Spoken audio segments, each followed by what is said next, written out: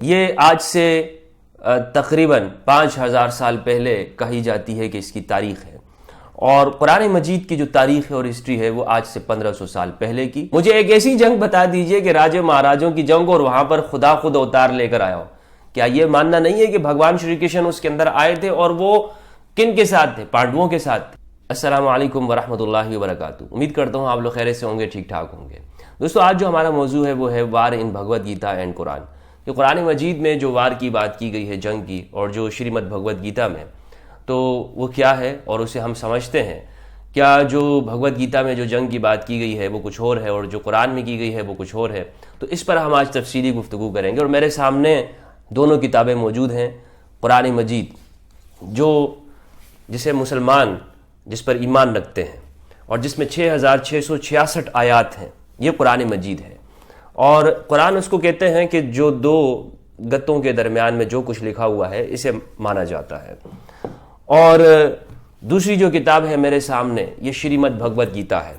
اس میں 18 ادھیائے ہیں، اور پھر اس میں ہر ادھیائے کے اندر مختلف شلوک ہیں۔ یہ آج سے تقریباً 5000 سال پہلے کہی جاتی ہے کہ اس کی تاریخ ہے، اور قرآن مجید کی جو تاریخ ہے اور ہسٹری ہے وہ آج سے 1500 سال پہلے کی، کہ جو مکہ کے اندر حضرت محمد مصطفیٰ صلی اللہ علیہ وآلہ وسلم پر نازل ہوئی۔ تو یہ دو بڑی کتابیں ہیں، اور ہندو دنیا کے اندر کم نہیں ہیں۔ 1 ارب کی آبادی کی تقریباً اس گیتا کو ماننے والے لوگ اس دنیا میں رہتے ہیں، اور قرآن مجید کو ماننے والے دنیا کا دوسرا بڑا مذہب کہا جاتا ہے۔ تو لہذا ضروری ہے کہ ہم اس بات کو سمجھیں۔ یہ کہا جاتا ہے کہ جنگ کی بات تو جہاں پر ہوگی تو وہ ہنسا کو بڑھانے کے لیے ہوگی، تشدد کی بات ہوگی۔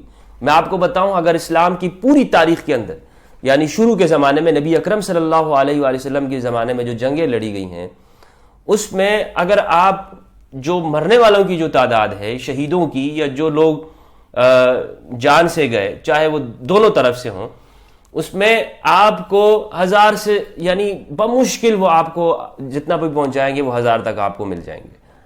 لیکن اگر آپ مہابھارت کا سنیں گے تو آپ کو معلوم ہوگا کہ مہابھارت کے اندر کروڑوں لوگ کہا جاتا ہے جو مارے گئے ہیں، جن کو ہم شمار بھی نہیں۔ دنیا کے سب سے زیادہ لوگ اس جنگ کے اندر وہ مارے گئے۔ اب یہ بات الگ ہے، یہ نہیں کہہ رہا ہوں کہ میں اس جنگ میں مارے گئے تو کچھ یہ وہ انسانیت کے خلاف ہوا ہے، وہ ایک الگ موضوع ہے۔ میں یہ کہہ رہا چاہ رہا ہوں کہ جنگوں کا تصور موجود ہے۔ اب یہاں پر کچھ لوگ کہیں گے کہ وہ راجے آپس میں لڑے تھے، وہ کون سا دھرم یدھ تھا، وہ تو مذہب کے لیے لڑی نہیں گئی تھی۔ ٹھیک ہے، مذہب کے لیے نہیں لڑی گئی، دھرم کی ہی لڑی گئی نا۔ تو یہ جو کہتے ہیں وہ تو راجے مہاراجے اس میں آپس میں لڑے ہیں، وہ کون سا مذہب کی جنگ تھی؟ تو مجھے بتائیے کہ کیا مہابھارت کے اندر شری کرشن جی نہیں تھے؟ مجھے ایک ایسی جنگ بتا دیجئے کہ راجے مہاراجوں کی جنگ اور وہاں پر خدا خود اوتار لے کر آیا ہو۔ کیا یہ ماننا نہیں ہے کہ بھگوان شری کرشن اس کے اندر آئے تھے، اور وہ کن کے ساتھ تھے؟ پانڈووں کے ساتھ، کوروں کے خلاف تھے۔ تو بھگوان خود آ رہے ہیں اور ایک سائڈ پہ ہیں، تو اس کا مطلب یہ ہو گیا کہ وہ جو سامنے والے تھے اس بھگوان کے خلاف تھے یا نہیں تھے؟ ان کے خلاف لڑے ہیں، اور ساری طاقت اور قوت شری کرشن نے ارجن جی کو دی۔ تو میرا کہنا ہے ان لوگوں کا جواب یہ ہے کہ جو بڑے زور و شور سے کہتے ہیں کہ نہیں، وہ تو ایسی جنگیں تھیں کہ اس میں راجے مہاراجے کون سے، وہ دونوں سناتنی تھے، دونوں راجوں مہاراجوں کی جنگیں ہوئی ہیں، تو وہ کوئی خدا کے لیے جنگ نہیں تھی۔ یعنی اگر خدا کے لیے نہیں تھی تو اس میں پھر ان کے عقیدے کے مطابق خدا وہاں پہ پھر کیسے اتر آئے؟ تو آئے ہیں نا۔ اور پھر وہ 4 ادھیائے میں بھی کہا گیا کہ جب بھی ظلم ہوگا میں آتا رہوں گا۔ اب یہاں پر ہم جو بات کرنا چاہتے ہیں کہ جو جہاد کا جو کانسیپٹ دنیا کے اندر بتایا گیا، 2 بڑے نظریات ہیں جہاد کے حوالے سے۔ ایک تو جو مسلمانوں میں جو بتایا گیا کہ بھائی جو تمہارا جو مسلمان نہیں ہے، کلمہ نہیں پڑھتا، اسے مار دو، ختم کر دو، دنیا کے سارے کافروں کو ختم کرنا ہے، اور جو تمہارے عقیدے کا نہیں ہے اسے کوئی جینے کا حق نہیں ہے، لہٰذا انہیں ختم کر دو۔ اور مارو گے تمہیں بدلے میں کیا ملے گا؟ جنت میں 70 حوریں ملیں گی، مزے کرو گے وہاں پہ جنت میں۔ دنیا میں کیا رکھا ہے؟ جنت میں پہنچنا ہے جلدی جلدی، لہٰذا مارو جو تمہارے کلمہ پڑھنے والا نہیں ہے۔ یہ ایک انتہا پسندانہ نظریہ ہے۔ دوسرا یہ ہے کہ دنیا کے سارے جو غیر مسلم ہیں انہیں کسی طرح سے جینا نہیں ہے ان کو، اور وہ تمہارے عقیدے کے نہیں ہیں، لہٰذا انہیں ختم کر دیا جائے۔ کیونکہ اسلام یہ کہتا ہے کہ ہمیں ہمیشہ پاور میں رہنا ہے اور سب سے اعلیٰ درجے میں رہنا ہے، لہٰذا دوسروں کو غلام بنا کے رکھو. یہ ایک نظریہ، میں کہتا ہوں یہ دونوں نظریات انتہا پسندانہ ہیں. میں ان لوگوں کا بھی یہاں پر اس میں مخالفت کرتا ہوں. اب ہم یہ سمجھتے ہیں کہ آخر پھر کیوں یہ کہا جاتا ہے کہ اسلام دہشت گردی، اور اسلام کو دہشت گردی اور انسان دشمنی اور آتنکواد کے ساتھ جوڑ کر بار بار وہی بات کہی جاتی ہے کہ جنہیں ہم کہتے ہیں کہ آؤ قرآن کی طرف، قرآن سے ہم فیصلہ کر لیتے ہیں کہ جہاد جسے تم سمجھ رہے ہو وہ کیا ہے. جہاد میں آپ کو بتاؤں دو لفظ استعمال ہوتے ہیں، ایک ہے جہاد اور دوسرا ہے قتال. اب جہاد کسے کہتے ہیں؟ جہاد کہتے ہیں اسٹرگل کرنے کو، اور یہ میں اپنی طرف سے نہیں کہہ رہا، یہ بھی قرآن مجید کے اندر ہے. سورہ نمبر 29 ورس 69 سورہ عنکبوت، فرمایا والذین جاہدوا فینا لنہدینہم سبلنا، کہ جو ہمارے راستے کے اندر جہاد کرتے ہیں ہم انہیں اپنی راہ دکھا دیتے ہیں. یعنی ہمارے راستے پہ چل پڑتے ہیں، کوشش کرتے ہیں ہمارے راستے پہ. اور خدا کا راستہ کون سا ہے؟ انسان دوستی ہے، انسانوں سے محبت کرنا، مظلوموں کی حفاظت کرنا، ان کی رکشا کرنا، ان کی سیوا کرنا، کمزوروں کی. یہ ہے خدا کا راستہ. والذین جاہدوا فینا، ہمارے میں جس نے کوشش کی، ہمارے میں. تو جہاد کا معنی ہو گیا کوشش کرنا، struggle for peace, struggle for justice.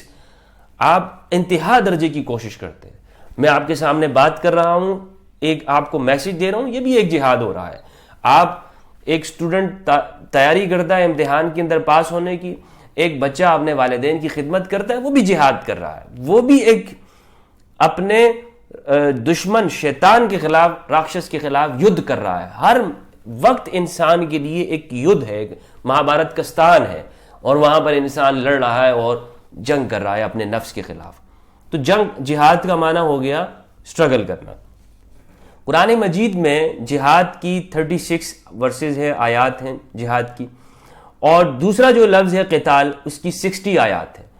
اور یہ میں آپ کو بتاؤں جو دوسرا قتال، فائٹنگ کو، جہاد بمانا فائٹ. تو جہاد بمانا فائٹ کے یہ قرآن میں جو قتال، یہ ایک ساتھ نہیں آیا. جہاد الگ کہا گیا اور فائٹ الگ کہا گیا.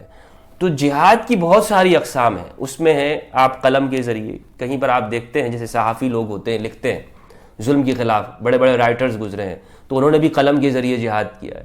جہاد بالمال ہے، آپ مال دے کر، دان دے کر، زکوٰۃ دے کے، آپ کسی کی مدد کر کے وہ بھی جہاد کر رہے ہوتے ہیں. اسی طرح اپنے عمل کے ذریعے کہ آپ اچھے کام کر کے، کرم کر کے، وہ بھی ایک جہاد کر رہے ہیں.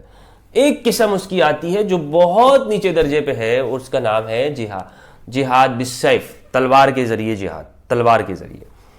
تو یہ کب ہوگا؟ اس کی شرائط ہے. یہ ایسے نہیں ہو جائے گا کہ مثلا میں نے دیکھا ایک کام غلط ہو رہا ہے اور میں نے فوراً سے نکالی تلوار اور چلانا شروع کر دی. یہ اس طرح نہیں ہوگا کہ یعنی کوئی کسی کی مرضی آ جاتی اور وہ کسی کے خلاف وہ جہاد کرنا شروع کر دے گا. اس کے احکامات ہیں، اس کے باقاعدہ شرائط لکھی ہوئی ہیں. قرآن مجید کے اندر وہ شرائط ہیں، وہ اس پر میں ویڈیو اپلوڈ کر چکا ہوں، وہ آپ دیکھ سکتے ہیں، اور ڈسکرپشن کے اندر بھی میں نے اس کا لنک دے دیا ہے. تو اب جو جہاد، یہ جو میں بتا رہا ہوں آپ کو کہ آپ ایک دشمن ہے جو لوگوں پر ظلم کر رہا ہے، اس کے خلاف آپ کو کہا گیا کہ آپ نے قتال کرنا ہے، یعنی لڑنے کی نوبت جب آ گئی. تو یہ جو معنی ہے، کیا یہ جو قرآن بتا رہا ہے کیا یہ گیتا کے اندر نہیں ہے؟ اگر آپ پوری مہابھارت کو دیکھیں گے تو وہاں پر آپ کو نظر آئے گا کہ جو جنگ ہوئی ہے، وہ جو دو خاندان ہیں وہ آپس میں رشتہ دار ہیں، بھائی ہیں. اور وہاں پہ جو کورو اور پانڈو ہیں ان کا آپس میں خونی رشتہ ہے.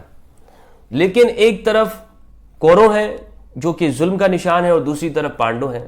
پانڈو کے ساتھ ہندوؤں کے عقیدے کے مطابق خدا کی مدد شری کرشن جی کی جو کہ اوتار لے کر آئے ہیں ان کی صورت کے اندر موجود ہے. اور وہ کیا کر رہے ہیں؟ انہیں کہہ رہے ہیں کہ تم نے ان ظالموں سے لڑنا ہے. تو ارجن ان سے پوچھتے ہیں یدھ کے استھان میں کہ میں ان سے کیسے لڑ سکتا ہوں کہ اس میں کوئی میرا اپنا ہے، چچا ہے، بھتیجے ہیں، مامے ہیں، استاد ہیں، میں ان سے کیسے لڑوں، اور میرے پتا سامان ہیں سارے. تو ان سے کہا جاتا ہے کہ تمہارے اپنے نہیں ہیں. یہ وہ لوگ ہیں کہ جو ظلم کرتے ہیں، جو نفرت کرتے ہیں، جو غریبوں پر، اور جو انسان دشمن لوگ ہیں، ان کے ساتھ تم نے لڑنا ہے، ورنہ تم بزدل کہلائے جاؤ گے. تو تب پھر لڑائی ہوتی ہے. اور یہ بات شری کرشن جی نے اپنے بارے میں بہت ساری جگہوں پر بھگوت گیتا کے اندر کہی ہے. مثال کے طور پر آپ دیکھیں تو ادھیائے 2 شلوک 18 اس میں کہا تسماد یسوا بھارتا کہ تم نے لڑنا ہے، اور ادھیائے 2 شلوک 31 دھرما یا دہی یود دھاج، یعنی دھرم کے لیے تم نے جنگ کرنی ہے. اور اسی طرح ادھیائے 2 شلوک 32 دھرم کے لیے یدھ کرنے سے بڑھ کر تمہارے لیے اور کوئی کاریہ نہیں ہے. یہ یدھ سورگ کا کھلا دروازہ ہے، خوش قسمت ہے وہ چھتریا جسے لڑنے کا موقع ملتا ہے. لڑو تم خوش قسمت ہو، تمہیں جنت ملے گی. اور یہی بات قرآن میں کہی گئی ہے کہ اگر تم وہ لوگ کہ جو اللہ کی راہ میں شہید ہو جاتے ہیں تو وہ انہیں مردہ مت کہو، اور جنت میں وہ جاتے ہیں، اور جس کی چوڑائی آسمانوں اور زمینوں سے بھی زیادہ ہے. تو جس جنگ کی بات قرآن میں کہی گئی ہے، اذن للذین یقاتلون بانہم ظلموا، تمہارے اوپر ظلم ہوا ہے اس لیے تمہیں لڑنے کی اجازت دی گئی ہے. تم ظلم کے خلاف لڑو گے، یہ نہیں کہ وہ تمہارے عقیدے کے نہیں ہے تو تب لڑا جائے. یہی بات گیتا میں بھی کہی گئی کہ تم نے ان کے خلاف اس لیے لڑنا ہے کہ وہ تمہارے اوپر ظلم کرتے رہے، تمہارا جو حق ہے وہ تمہیں نہیں دے رہے ہیں.